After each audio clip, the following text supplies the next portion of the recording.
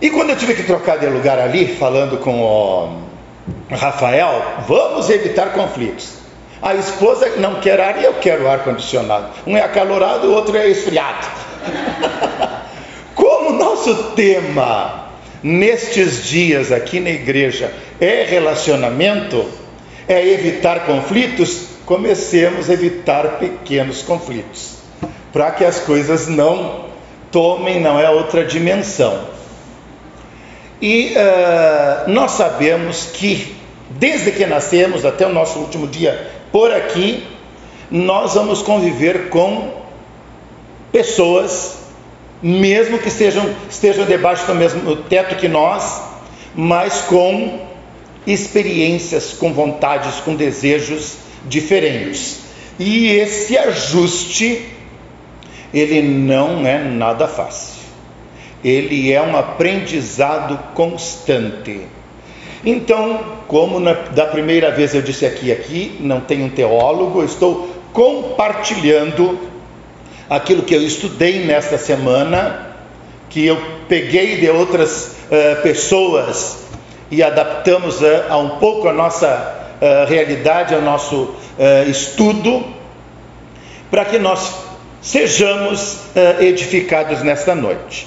Então eu quero ler com os irmãos 2 textos, e eu me atreveria, porque vai aparecer lá pela metade da minha fala, uma frase, e essa frase ela saltou aos meus olhos, e eu poria como título da nossa reflexão desta noite: não somos chamados para machucar, mas somos chamados para curar. Em se tratando, pessoas logicamente, não é? Em se tratando de relacionamentos, de conflitos, é muito forte essa frase. Não somos chamados para machucar, mas para curar. E certamente todos, na área espiritual, na área física, na área emocional, profissional, nós precisamos de curas. E há uns 20, 25 dias, eu produzi mais um poema e passei para aprovação do senhor meu pastor. Aí ele disse: mas rapaz, eu estou exatamente começando uma série sobre relacionamentos. E o meu poema, na minha produção, o título dela é Costuras e Curas. Quantos de nós precisamos de pequenas cirurgias ou de grandes cirurgias? Não só lá na sala operatória, no hospital, mas cura de alma. E a igreja está aqui exatamente na terra com esse intuito, de que o Senhor Jesus venha curar as feridas da nossa alma, aquelas que nós temos por omissões ou aquelas que nós temos porque atropelamos circunstâncias e pessoas. Então vamos lá, Tiago capítulo 3.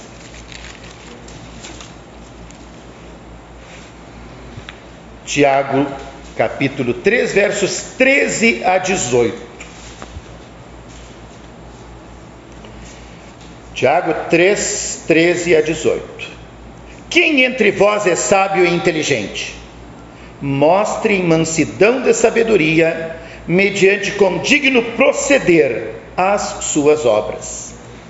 Se pelo contrário tendes em vosso coração inveja amargurada e sentimento faccioso, nem vos glorieis disso, nem mintais contra a verdade. Esta não é a sabedoria que desce lá do alto, antes é terrena, animal e demoníaca. Pois onde há inveja e sentimento faccioso, aí há confusão e toda espécie de coisas ruins. A sabedoria, porém, lá do alto, é primeiramente pura, depois pacífica, indulgente, ou seja, benéfica, tratável, plena de misericórdia e de bons frutos, imparcial, sem fingimento. Ora, é em paz que se semeia o fruto da justiça para os que promovem a paz, não para os que promovem a guerra, que é o oposto. Agora, lá em Romanos capítulo 12, como eu falei demais na minha introdução, porque tem duas introduções, o falatório e depois a do tema, eu vou pegar só os versos principais de Romanos 12, que eu desejo que os irmãos façam esse link, essa conexão com a nossa fala. Romanos 12, verso 9: o amor seja sem hipocrisia. O que é isso? Fingimento. Detestai o mal, apegando-vos ao bem. Agora o verso 17 e 18: não torneis a ninguém mal por mal, esforçai-vos por fazer o bem perante todos os homens. Se possível, quando depender de vós, tende paz com todos os homens. E o 21: não te deixes vencer do mal, mas vence o mal com o bem. Amém? Amém. Vamos orar então. Pai querido, queremos te agradecer por esta oportunidade, pela vida dos irmãos que estão aqui. Queremos nesta hora nos declarar teus dependentes e que o teu Espírito Santo, que é o verdadeiro professor, que não erra, esteja ministrando na nossa mente, no nosso coração, e que possamos crescer em conhecimento e pela tua misericórdia e graça, em prática da tua boa palavra. Implanta as tuas marcas na nossa vida, renova-nos e atenta para o desejo sincero, para a necessidade de cada um que aqui está. É a nossa oração de louvor, de entrega e de confiança que o Senhor proverá todas as coisas, em nome de Jesus. Amém. Amém? Bem, eu começaria com a seguinte introdução.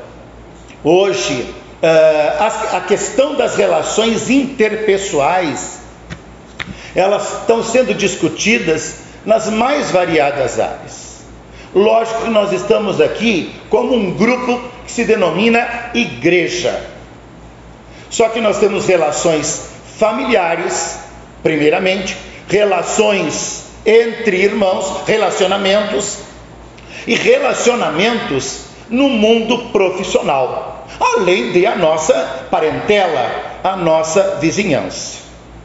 E todos, como falei anteriormente, estamos sujeitos a falarmos ou ouvirmos alguma coisa que de primeira mão não chega bem, a gente estremece, e aí vem o conflito, vem o desacordo, e nós sabemos que a comunicação, ela é fundamental para que se estabeleça o entendimento. E uma terminologia que se tem usado ultimamente se chama comunicação assertiva. E nós gostaríamos de deixar aqui algumas informações a respeito de expressar-se com clareza, de forma apropriada ao contexto e à cultura, porque eu não posso chegar falando como professor de português a 50 quilômetros da área urbana para alguém que vem uma vez por mês, que, por incrível que pareça, ainda não tem TV, só tem o seu radinho, falando em sujeito, objeto direto, predicado. Ele vai me chamar de completamente doido.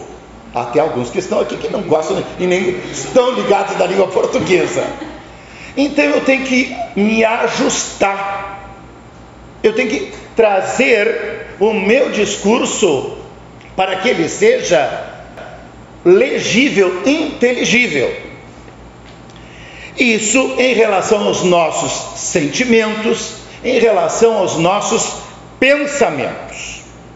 E essa assertividade, ela é sinônimo também de transparência, garante a transparência, a segurança. E eu gostei muito de um conceito a respeito de assertividade que diz: arte de defender o meu espaço, vital, sem recuar e sem agredir. Nós gostamos de falar, mas nós precisamos também gostar de ouvir. Isso no mundo dos relacionamentos. Quais os benefícios dessa assertividade? De sermos levados, quando há um desentendimento, para o confronto.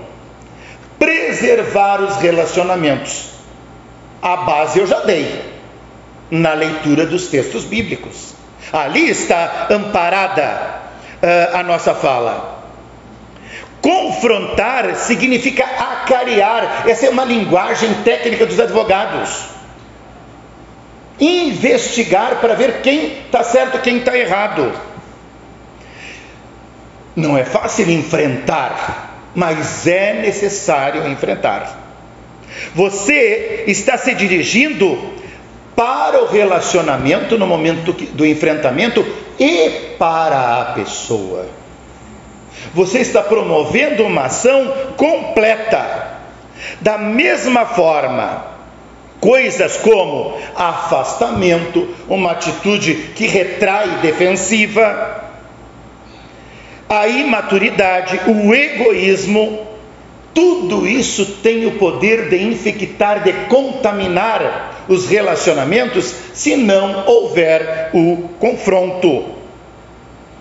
Muitas vezes nós precisamos que também se resolva a alienação.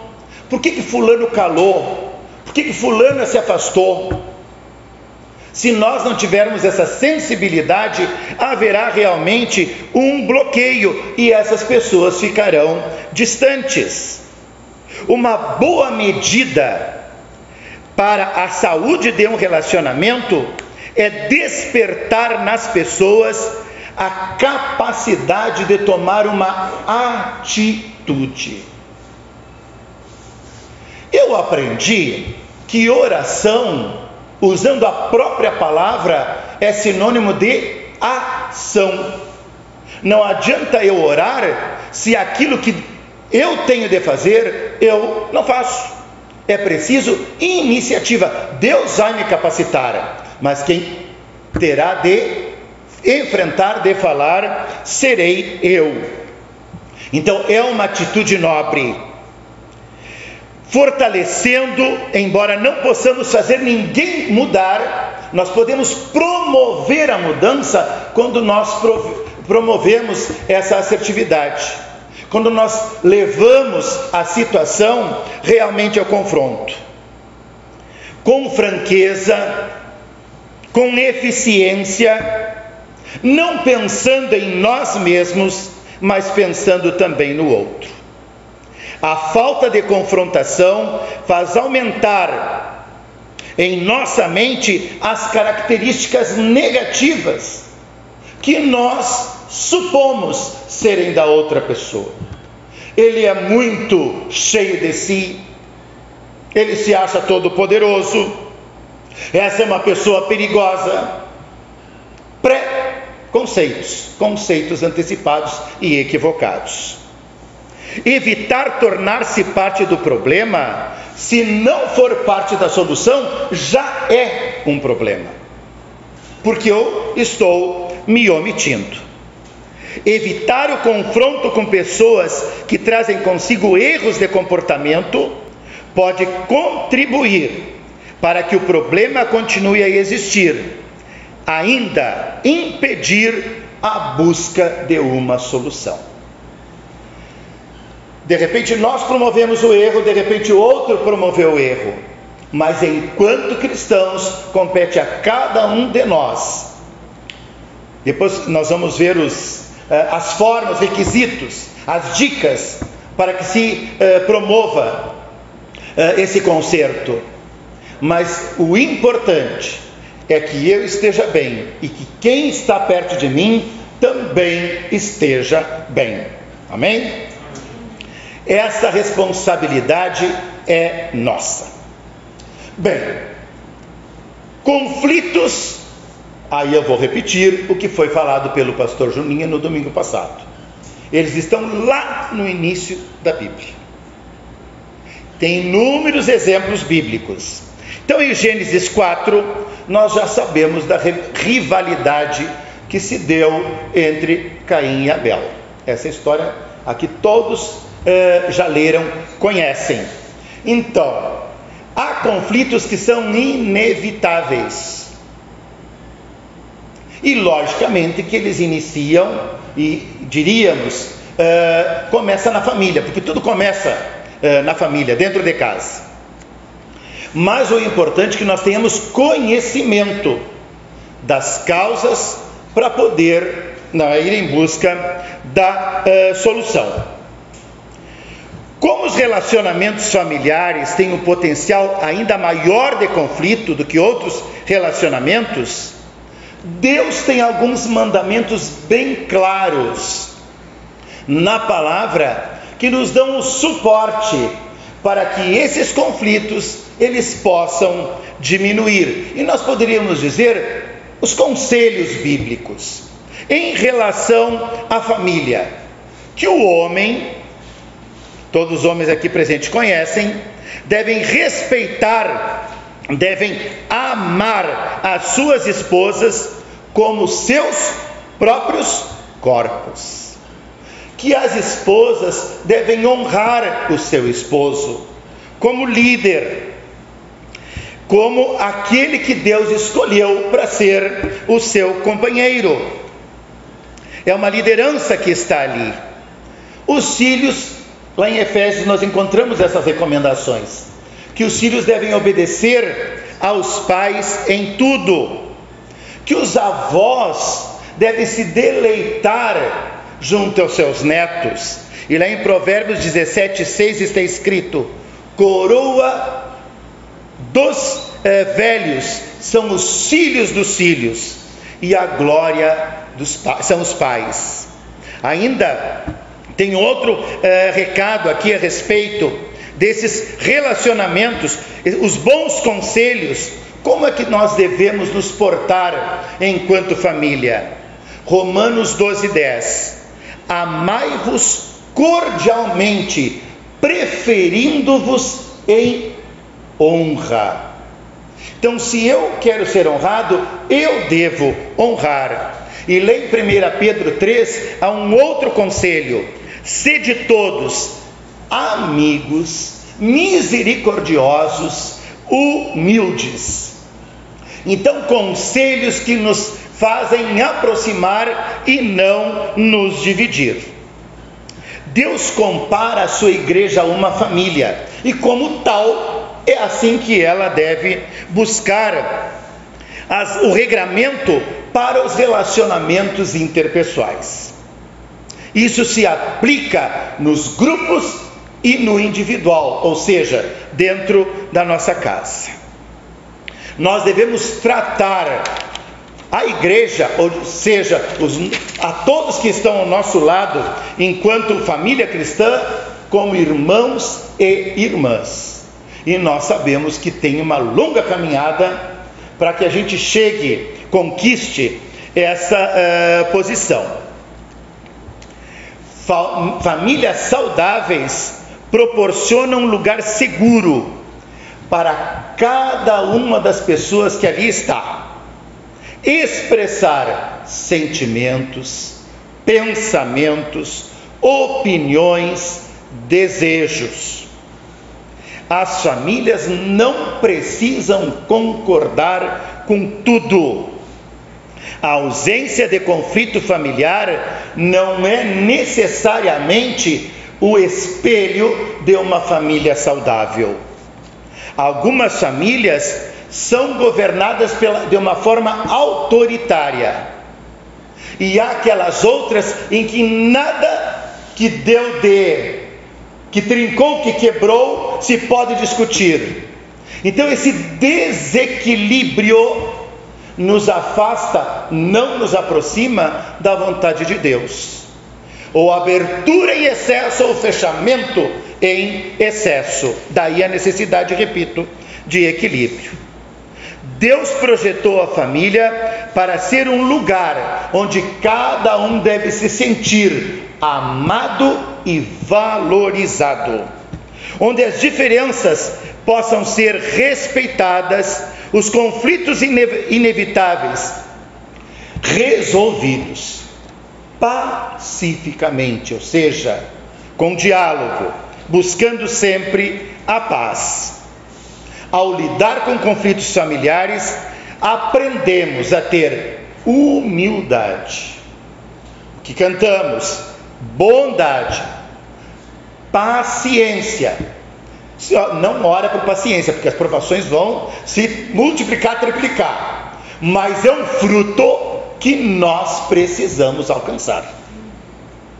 E além disso, um amor, um olhar, um amor altruísta, o bem-estar do outro. Então, se nós fizermos essa observação, essa análise, com certeza nós chegaremos mais perto da vontade do Senhor. Eu coloquei uma observação aqui, Hoje nós temos sérias dificuldades. Aqui tem pais de crianças e de adolescentes, em que se obedeça a regras. Regras é uma coisa que os meios de comunicação têm lutado bravamente para que não sejam observados. A nossa sociedade, ela não quer se ajustar a regras, a princípios.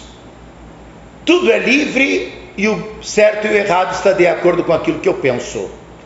Para nós, cristãos, o certo e o errado é o que está registrado na palavra. São as palavras do Senhor Jesus. Amém? E são valores dos quais nós não podemos abrir mão.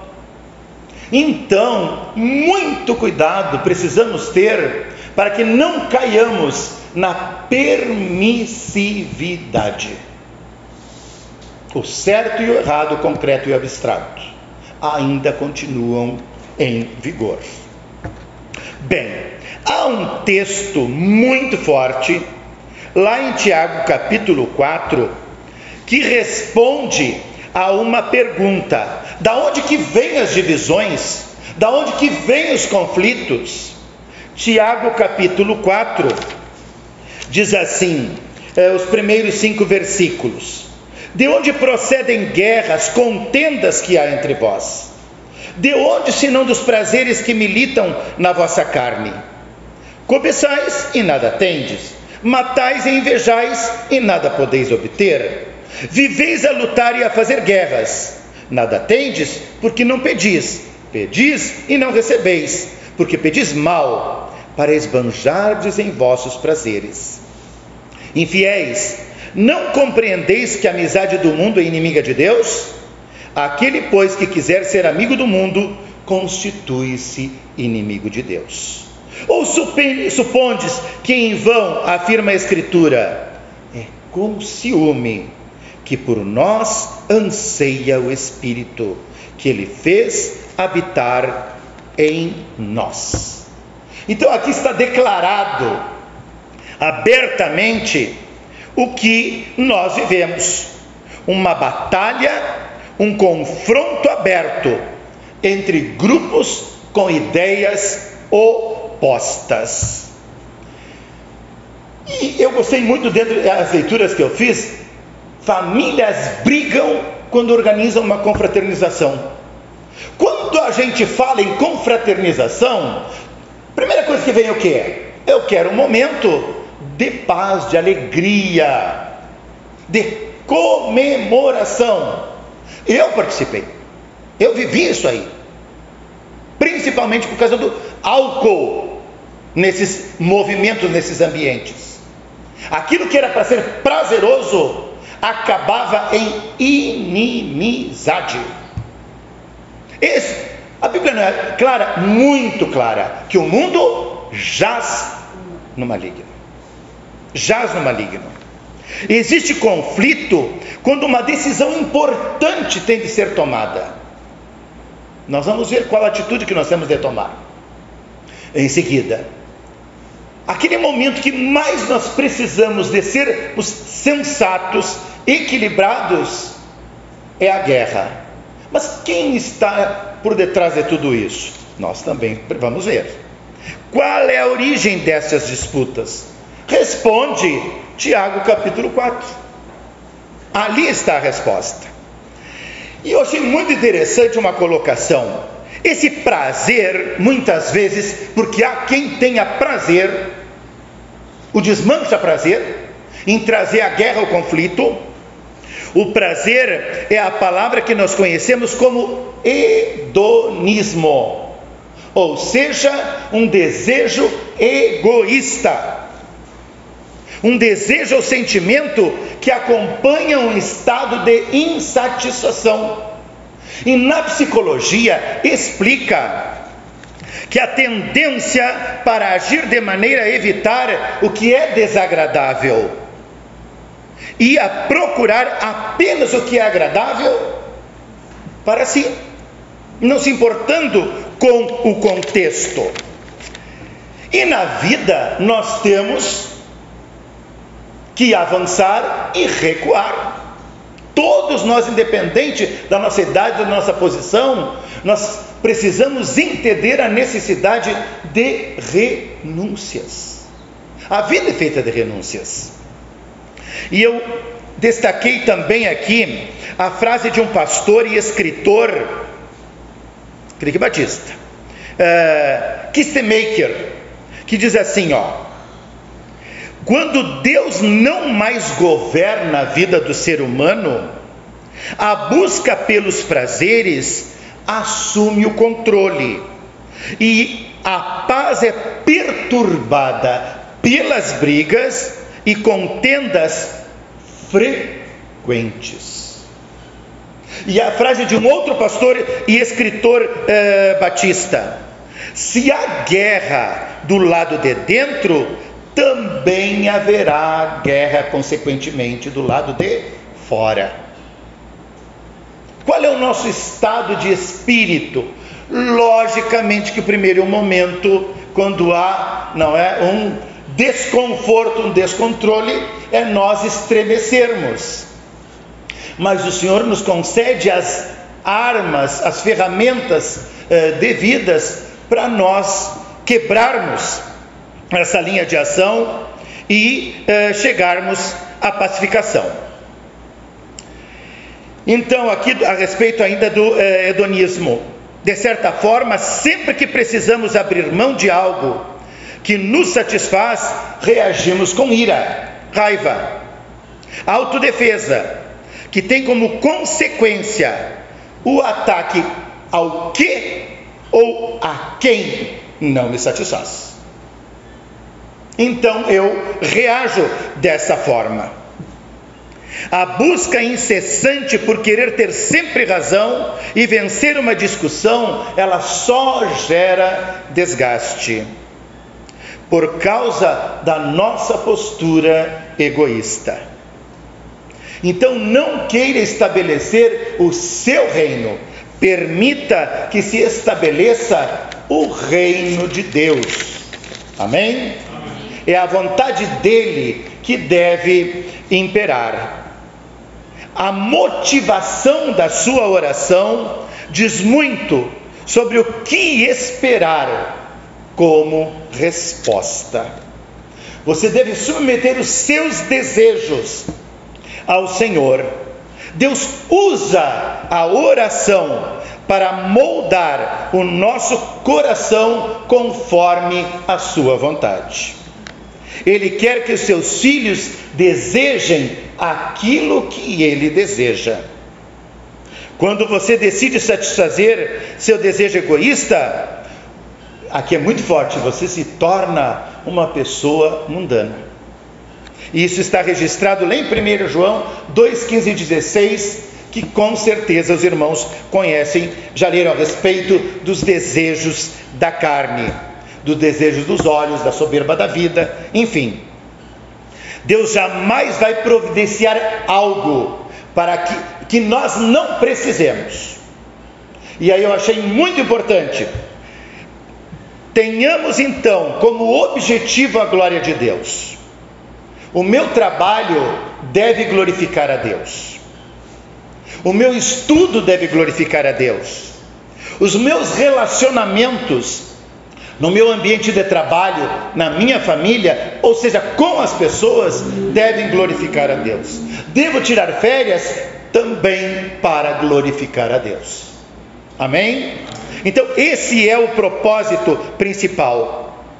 Ele quer que você confie em tudo o que acontece em sua vida e que é direcionado por Deus, para que você possa, durante o seu caminhar, ficar mais parecido com o Senhor Jesus. Amém? Ele sabe que somos idólatras, por isso Ele quer o nosso coração por inteiro. Porque você perde a oportunidade de ter seu caráter moldado por Deus, se você não fizer essa observação. Gerará conflito e isso prejudica a minha comunhão com Deus e a minha comunhão, ou seja, vertical e horizontal. Além de causar danos ao relacionamento familiar, o pecado, ele ofende o Senhor. E isso não pode ser desconsiderado. Aqui vem um aspecto, diz que o melhor lugar para que nós sejamos conhecidos é dentro da nossa casa. Ali nós nos despimos de todas daqueles aparatos. A gente, estou pregando, está aqui bem bonitinho, botou perfuminho, né? Outro lá vem com a gravatinha, com o último sapato que comprou, a irmã, né, com o último batom, enfim. Mas dentro da nossa casa, que nós convivemos, digamos assim, o sábado e o domingo que ninguém saiu, 48 horas, os pais, os filhos, bermuda, chinelo de dedo, pé descalço, ali é quem realmente somos nós. Só que nós saímos dali também, e nós levamos a nossa bagagem de experiência, o trato que nós administramos ali, nós levamos, nós estendemos para a nossa parentela, para os nossos vizinhos, para o nosso ambiente de trabalho. E lá, nós somos tão cobrados quanto cá. De que forma nós vamos agir? E aqui eu coloco algumas ferramentas, então, para nós podermos superar esses conflitos que são comuns a todos nós. Eu colocaria saber ouvir, mas isso é uma grande bobagem. Só que, e eu, que 40 anos fiquei falando, não é de segunda a sábado praticamente, não só de segunda a sexta, é difícil ouvir o lado de lá. É muito fácil levar a mensagem, mas eu preciso parar, eu preciso ouvir. Eu preciso ouvir o marido, eu preciso ouvir a esposa, eu preciso ouvir os filhos, eu preciso ouvir o funcionário, eu preciso ouvir o avô. Ele é idoso, mas ele tem a mesma oportunidade que eu. Eu preciso ouvir. É uma atitude de disciplina. É uma postura de alguém que está caminhando em direção à maturidade. E eu não quero perder estas palavras aqui, então eu prefiro compartilhar.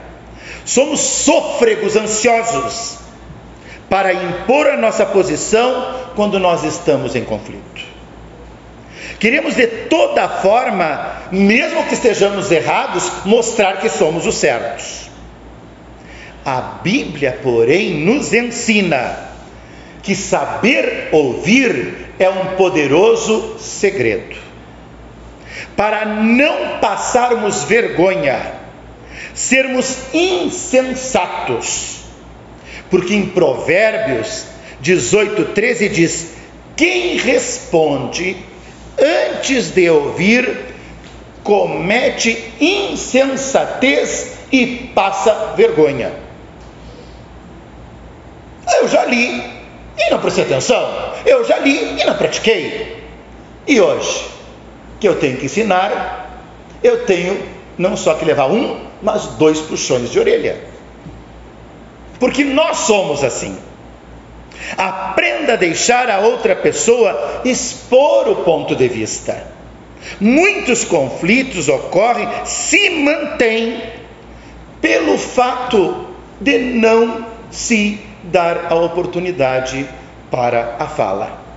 O problema muitas vezes é minúsculo, mas se transforma em um problema gigante, porque ele não foi discutido. Ninguém se ouve, não há diálogo e o conflito continua. Segundo aspecto, difícil também, que não tem nada fácil hoje, não é? Mas tudo possível, amém? Não interrompa quando a outra pessoa estiver falando. Aí é uma briga entre Marília e Guilherme. Os dois querem falar e junto não se ouve nenhum nem outro. E nós temos alguns amigos com a mesma característica. Deixa eu falar. E nós quietinho ali, você repetindo aqui, Tão importante quanto saber ouvir é saber respeitar o espaço de cada um. Interrupções acaloradas enquanto o outro fala só aumentará o problema. Diante dos conflitos familiares, é preciso convidar um fruto bíblico estar presente: domínio próprio, para participar e aprender sem atrapalhar a compreensão, para que cada parte no final possa dizer: eu te ouvi, agora eu vou falar. Aí no final há, o acerto de contas. Aprenda, porque aqui, o que está por detrás desse querer metralhar sem parar? Está por detrás a raiva, o ressentimento, os sentimentos negativos que nós alimentamos sobre o fato que acaba se voltando contra a pessoa. Então é preciso, neste momento, oportunizar que o outro exponha o seu posicionamento. Eu não estou dizendo aqui que eu ou ele ou eu estamos certos, mas que a mesma oportunidade tem de ser dada. Escolha a melhor hora de falar. Dificílimo, porque nós queremos para ontem, ou nós queremos jogar um balde de água fria ou atear a fogueira. Esse equilíbrio nos custa caro. Apesar de ser sempre importante que a verdade seja dita, nós precisamos saber o momento em que a verdade seja dita. E o que nos diz a palavra de Deus em Provérbios 29? Tens visto o homem precipitado nas suas palavras? Maior esperança há para o insensato do que para ele. Olhem que precipício nós somos jogados aqui. Diante dos conflitos, sempre reflita sobre aquele momento que deve ser o apropriado para se ajustar as contas. Às vezes algumas verdades precisam ser ditas, mas na hora certa, com a cabeça mais fria. Uma outra dica: não resolva nada enquanto estiver de cabeça quente, que vem casada com esta aqui. Porque aí nós dizemos o que devemos e o que não devemos. E temos um poder, né? O nosso Deus ressuscitou Jesus, mas nós temos um poder de ressuscitar o que não presta, que aconteceu no nosso relacionamento, na nossa caminhada.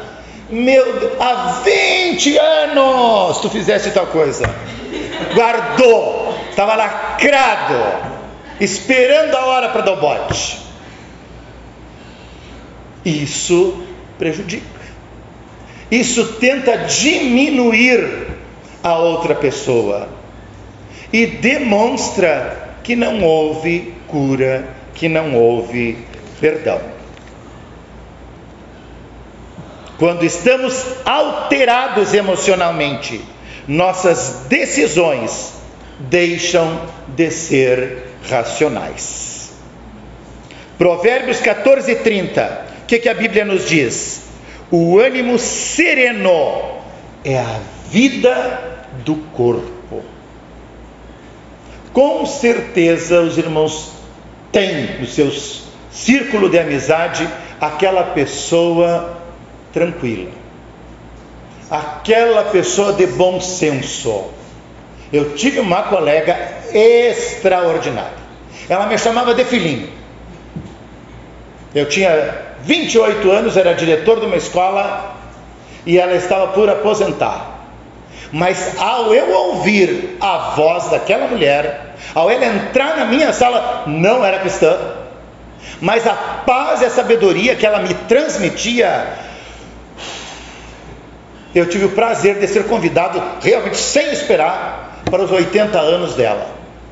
Com muito prazer, a gente acompanhou aquele momento, porque ela fez a diferença no meu ambiente de trabalho. E Deus usa quem Ele quer, quando quer, como quer, para nos fazer entender, reconhecer que como a gente precisa agir com essas cautelas. Uma coisa muito importante, como aqui nós estamos praticamente, com raras exceções, com chefes de família, é que quando há o conflito, ter o cuidado, entrega para Deus, entrega para Jesus, sim, mas não passe para terceiros, sem antes o ofendido, o ofensor, seja comunicado. Se o meu problema é com a minha esposa, é com ela que eu tenho de tratar primeiro. Não entra sogro, não entra sogra, são bem-vindos, não em primeira mão. Não é o meu pastor, porque tu fosse falar tal coisa para o pastor, nem era assim. Não, é entre nós. Devo ir além com a concordância do outro, sim. Mas eu não posso colocar a minha intimidade, seja de dentro de casa ou com um colega no ambiente profissional, se entre nós não houve o confronto. Isso gera o desfazimento de muitos acordos, quebras de muitos negócios. Infidelidade não é só em relação a casamento. O acordo, contrato verbal, a honra da palavra, isso é muito importante. Defina claramente qual é o problema. Alguém já disse que o problema não é problema. O problema em si é apenas uma situação que ficou fora de controle, que nós não soubemos administrar. O problema é a falta de capacidade, então, que tivemos, e que geralmente, em se tratando de família, nós levamos para o lado pessoal. Um outro aspecto: pense em como resolver o problema. Qual foi o nosso título? Nós não fomos chamados para machucar, mas para curar pessoas. Então eu devo orar, vai chegar a parte da oração, eu vou me encaminhar, vou estudar, vou pensar, vou analisar as circunstâncias, os prós e os contras, para que haja uma solução. Eu preciso ultrapassar esse embate, superar esse embate. Ao invés de partir para qualquer tipo de agressão, devo primar pela paz. No que depender de você, busque soluções. Isso implica abrir mão dos seus interesses pessoais. Isso significa caminhar, andar pelo caminho da humildade. E há um recado, um conselho, lá em Provérbios 15:18. O homem iracundo, ou seja, aquele que se irrita e que promove, não é rebuliço, com facilidade, ele suscita contendas, guerras, brigas. Mas o longânimo apazigua a guerra, a luta. Ele promove a paz. E na Bíblia diz o homem iracundo, aquele que se irrita, que briga por qualquer coisa, com muita facilidade. E nós temos nas nossas famílias, nas igrejas, no nosso ambiente de trabalho, quem tem prazer em discussão, em criar atrito. Mas o Senhor nos chamou para promovermos a paz. É muito mais sábio promover a paz em conflitos familiares, resolvendo as diferenças, do que aumentar o problema. Seja um solucionador e não causador de brigas. Pense antes de falar. Deixe a sua mente participar e não somente as suas emoções. Isso aqui é muito forte. Responda com a razão e não com a emoção. Ou seja, o excesso de pena, ou a fúria, o ódio, esses excessos vão atrapalhar num consenso, no bom conselho, no equilíbrio. Quando respondemos guiados apenas pelas emoções, nós infelizmente acabamos de nos retratar, porque fomos imaturos. E eu gosto muito de Romanos 12, quando diz que o nosso culto a Deus deve ser racional, com os pés no chão. É mundano? Não é mundano não. É com a razão, é com a consciência tranquila, é com a avaliação do que está proposto pela palavra. Provérbios 10:19 diz assim: quando são muitas as palavras, o pecado está presente, mas quem controla a língua é sensato, é equilibrado, é prudente. Então todos os extremos, eles são prejudiciais. Busque a paz, que em outras palavras eu já falei, nos relacionamentos. E buscar a paz exige um esforço pessoal. Romanos 10:18: façam tudo o possível para viver em paz com todos. Aqui nós somos encurralados a passarmos por uma porta estreita. Façamos tudo para que possamos viver em paz com todos. Reconheça se estiver errado. Essa é dura. Nós temos a tendência de querermos que a nossa palavra prevaleça. E há quem diga: ele reconheceu o erro porque é um fraco. Não. Ao reconhecer o meu erro, é uma demonstração de um indivíduo de caráter. É uma demonstração de um espírito de grandeza. Nós gostamos daquele texto, não é? Que é o Senhor quem exalta. Nós não devemos buscar a nossa exaltação, mas o Senhor dignifica quem se coloca em obediência à sua palavra, em humildade. Provérbios 28, 13. O que encobre as suas transgressões jamais prosperará, mas aquele que confessa e deixa alcançará misericórdia. Amém? Então essa humildade, ela é um atendimento ao chamado de Deus, para que eu retroceda, para que eu pense duas vezes, para que eu dê a oportunidade de o Senhor se apresentar e dar a vitória no conflito. Em outras palavras também já falamos, e aqui reforça: não jogue na cara da outra pessoa coisas que não vêm somar.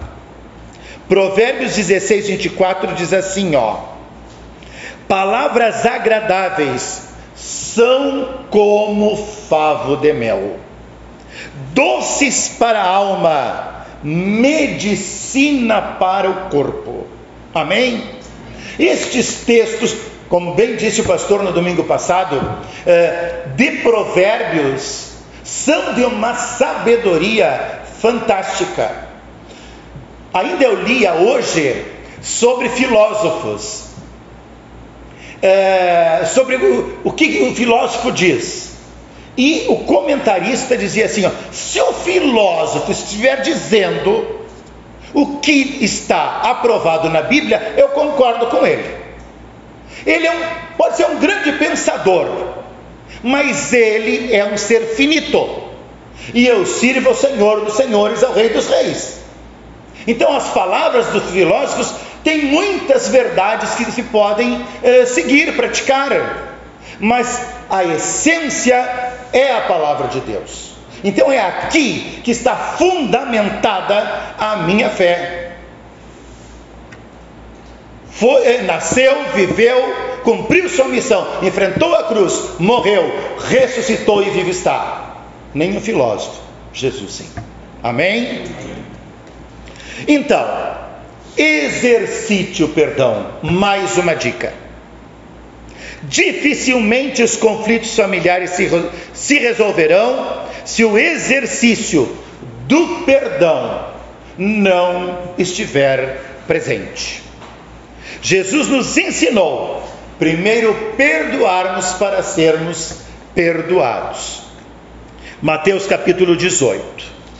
Em Efésios 4:32, sejam bondosos, compassivos uns para com os outros, perdoando-se mutuamente, assim como o Senhor os perdoou em Cristo. Amém? O perdão independe de sentimentos, é uma atitude de obediência, é fruto de uma decisão racional. Quem não perdoa sofre, principalmente pelos ressentimentos. E ressentimentos significa ressentir o mal, ou seja, aborrecimento, aflição, agastamento. E isso nos envelhece, nos faz murchar espiritualmente. Sempre que lembramos do que aconteceu, nós sentimos novamente a ofensa, porque não liberamos o perdão. E com isso vem o rancor, a amargura, que são neuroses, doenças. Os conflitos relacionais muitas vezes são impulsionados pelos conflitos emocionais não resolvidos. Daí a necessidade de, se nós vivermos uma experiência constante no nosso ambiente de trabalho, na nossa família, e que não chegou a um denominador comum, nós oramos contra a pessoa, nós vamos buscar a nossa liderança espiritual, nosso pastor. Vamos compartilhar, vamos pedir à luz da Bíblia uma orientação para chegarmos a bom termo. Busque uma solução saudável. Jesus, antes de ser crucificado, orou ao Pai e pediu pela nossa unidade. Isso significa que Ele não nos quer ver dispersos, um virado para um lado e o outro para o outro. Use a oração que está encaixada aqui, juntamente com o perdão.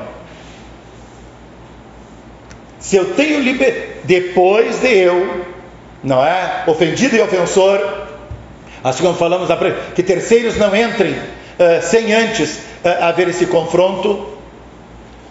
Quantas vezes você já teve essa oportunidade? Às vezes a gente liga para dizer que fez um arroz com leite, que o pudim estava bom, não é? A gente chama marido ou mulher, tu esqueceste de trazer o leite condensado. E quantas vezes nós fazemos essa mesma chamada para um irmão ou uma irmã? Meu irmão, eu não vou ter esse teu problema, mas eu preciso do teu socorro, eu preciso de uma oração. Eu estou com um conflito. Nós não somos ilhas, meus irmãos. Eu, como idoso, sim, eu digo, nós não vencemos tudo sozinhos. Nós precisamos de suportes, de braços, de pernas, de pessoas em quem confiamos e que sabemos que tem o mesmo compromisso que o nosso. Vamos orar juntos, é agora, não pode ser amanhã. Qual foi a última vez que o irmão, que a irmã está aqui, pediu socorro para Deus, rasgou o coração? Eu não suporto mais esta carga, eu não quero mais viver mal com ele, com ela, eu quero paz, eu não estou conseguindo. Me dá essa graça, me concede essa oportunidade, eu quero celebrar essa vitória, eu quero quebrar esse ressentimento, essa corrente que me prende. Então a oração é a arma poderosa, é a arma de que nós dispomos. Orar ajuda a acalmar os ânimos, a declarar Deus parte do meu problema, porque Ele se importa conosco, amém? Então, eu coloquei aqui, também posso estar aqui, membro da igreja, e estar com o meu relacionamento quebrado, não com o colega de trabalho, não com um familiar, mas com Deus. Quantas vezes nós ficamos bravos porque não tivemos a resposta que nós queríamos? Aí também tem de haver a quebra. Aí muitas vezes é no joelho e é permitir que caiam as lágrimas. Senhor, eu não estava enxergando, eu errei, eu não respeitei a tua vontade. Então os nossos relacionamentos, além de familiares, esses relacionais do ambiente de trabalho, como está o meu relacionamento com o Espírito Santo, com o Senhor Jesus? Eu estou quebrado com Deus? Tem coisas que há 20 anos eu estou pedindo, mas eu estou crendo. Não aconteceu até hoje, amanhã pode acontecer. As respostas? Sim, não e espere. E nós imediatistas não gostamos de esperar. Então os nossos canais de comunicação com o Senhor Jesus devem estar o mais limpo possível. A crosta, a ferrugem que tem emperrado, que tem atrapalhado a nossa comunicação, o Senhor pode, nesta noite, ao nós sairmos daqui, mexer com a nossa estrutura e fazer com que esses canais realmente sejam limpos, revigorados, restaurados. Amém? Então, retomando, evite discussões desnecessárias. Não vale comprar briga por qualquer coisa. Às vezes nós insistimos naquilo que nós já temos a resposta. Mas tudo é um aprendizado. 2 Timóteo 2, 23 e 24, a palavra nos diz assim: evite as controvérsias tolas e inúteis, pois você sabe que elas só acabam em brigas. Ao servo do Senhor não convém brigar, mas ser amável para com todos, apto para ensinar e ser paciente. Amém? É uma honra dar fim às contendas, mas os insensatos, eles têm prazer em nelas se envolver. Provérbios 20, capítulo 13. Versículo 3, 23.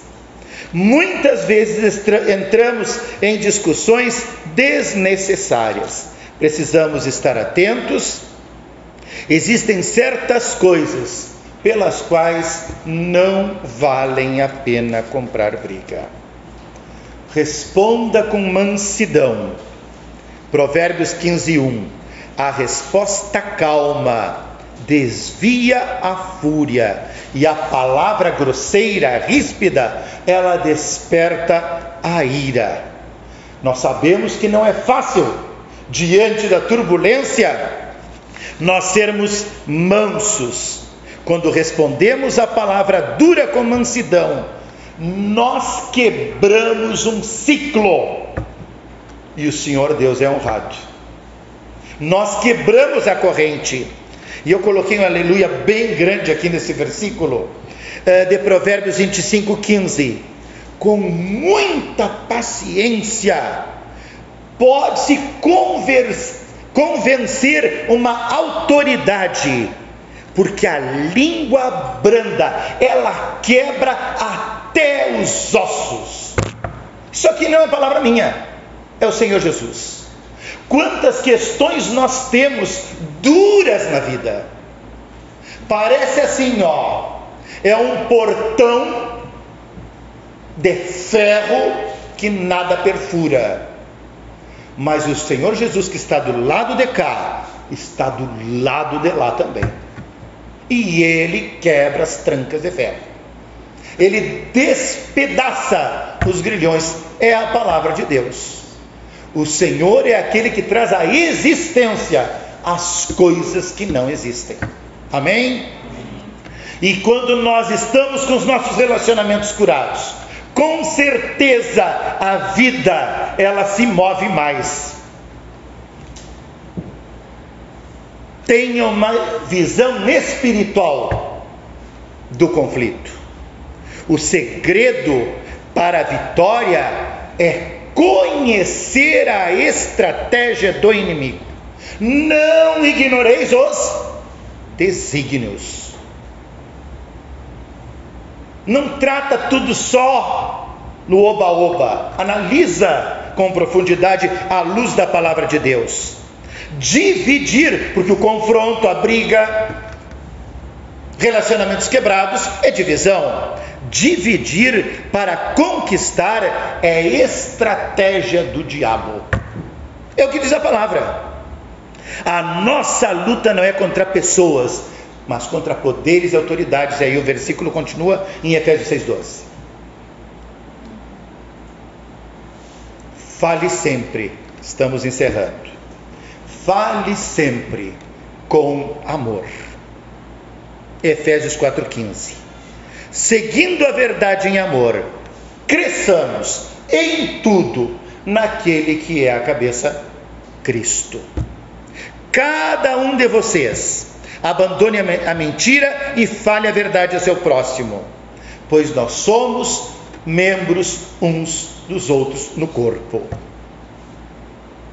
Muitas vezes usamos a verdade como arma, mas a verdade precisa ser dita, como já vimos anteriormente, em tempo oportuno.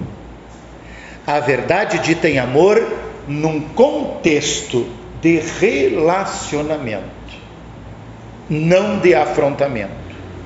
Jorrar a verdade com raiva é pedir retaliação. E pedir retaliação é pedir vingança, revide. Não é só nas histórias de filmes antigos, aquelas famílias tradicionais que matavam e as gerações continuavam. Por quê? Porque não havia cura, havia represália, e esse não é o modelo.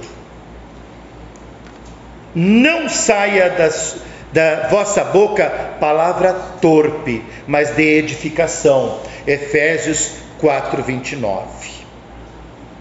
Seja dirigido pelo Espírito Santo. Vivam pelo Espírito e de modo nenhum satisfareis o desejo da carne. Gálatas capítulo 5. E aqui, também dentro deste texto de Gálatas, diz que nós não devemos ser presunçosos. E essa palavra não é comum no nosso dia a dia. O que significa não ser presunçosos? Não ser arrogantes, não ser snobs, pretensioso, não ser vaidoso, ou seja, convencido. Por isso, sempre, para um bom relacionamento, o caminho da humildade é importante. Precisamos entender a nossa pequenez. Aqueles que se acham que têm poder de decisão ou poder financeiro, todos. É a palavra de Deus que diz que toda língua confessará e todo joelho se dobrará. E confessará que Senhor Jesus Cristo é o Senhor. Resumimos a uma lápide. Então, qual é o nosso legado? Lidar com relações interpessoais, nós vamos lidar até o nosso último dia. Mas a habilidade para que saiamos leves e aprendamos ouvindo e falando, isso é diário. E essa paz nós precisamos que se estabeleça no nosso ambiente de trabalho, na nossa parentela, na nossa casa, no ambiente da igreja. Quando a verdade é dita em amor, mas não é dirigida pelo Espírito Santo, ela está no momento inapropriado. O Espírito Santo é quem deve dirigir as nossas palavras. Quando somos dirigidos pelo Espírito, podemos ter a certeza de que haverá sucesso, haverá bom resultado, ainda que no início não apareça. Às vezes a gente deixou o outro falar, nós falamos, mas a gente percebe que falta um detalhezinho. Deixa eu e você e eu, mas Jesus está ali, e o complemento vem, a cura vem. Amém? Ser dirigido pela carne ou pelo Espírito, isso definirá o fim ou não do meu conflito. Gálatas 6:8. Porque o que semeia para a própria carne, da carne colherá corrupção, mas o que semeia para o Espírito, do Espírito colherá vida eterna. Amém? Nós vamos adquirindo experiências durante a caminhada. e eu trabalhei 40 anos com pessoas. E eu fui chamado várias vezes para reuniões numa sexta-feira, à tardinha, que o cansaço já estava assim, além da goela, como diz o gaúcho, para ouvir reuniões assim, porque tem gente que não assina o ponto, porque tem gente que chega atrasado, porque tem gente que não cumpriu, porque tem gente que falou. Às vezes tu estavas numa reunião de 50, 80 pessoas e o problema eram 2, 3.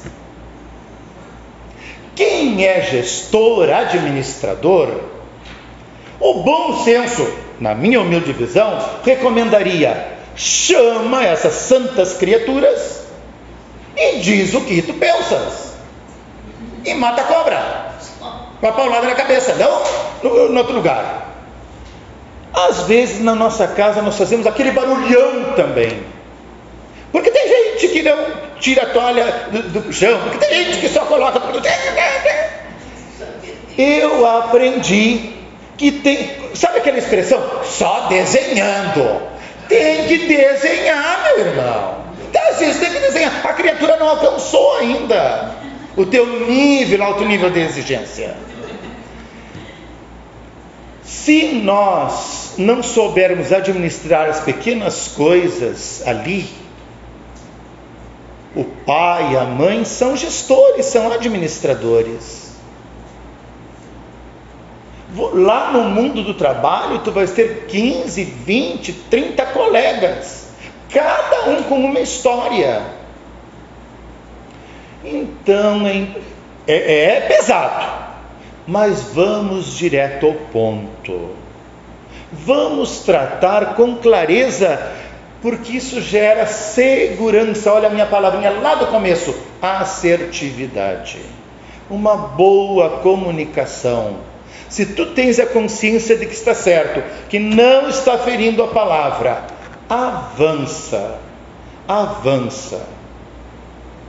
Às vezes nós nos afastamos, isso, vou repetir a palavra do nosso pastor no domingo passado, nos afastamos de determinados círculos, porque não acrescentam, não somam, trazem rachaduras desnecessárias na nossa família. Mas essa transparência, essa segurança, o Senhor nos permite pela sua graça. Todos nós ainda vamos cometer muitos erros, mas que a gente possa, observando algumas coisas aqui, tão simples, mas às vezes tão esquecidas, para que nós construamos um mundo melhor. Nós somos chamados para sermos luzeiros, amém? Num mundo que jaz em trevas. E hoje, não menosprezando, em hipótese alguma, os gabinetes de psicólogos e psiquiatras estão sobrecarregados, superlotados, porque as pessoas não conseguem administrar os seus conflitos e os conflitos de quem os tem por perto. Que o Senhor nos ajude nas nossas limitações a alcançarmos um coração sábio, obediência e relacionamentos saudáveis. Sejamos conhecidos pelo Senhor Jesus, por quem nos cerca, com essas características. Amém?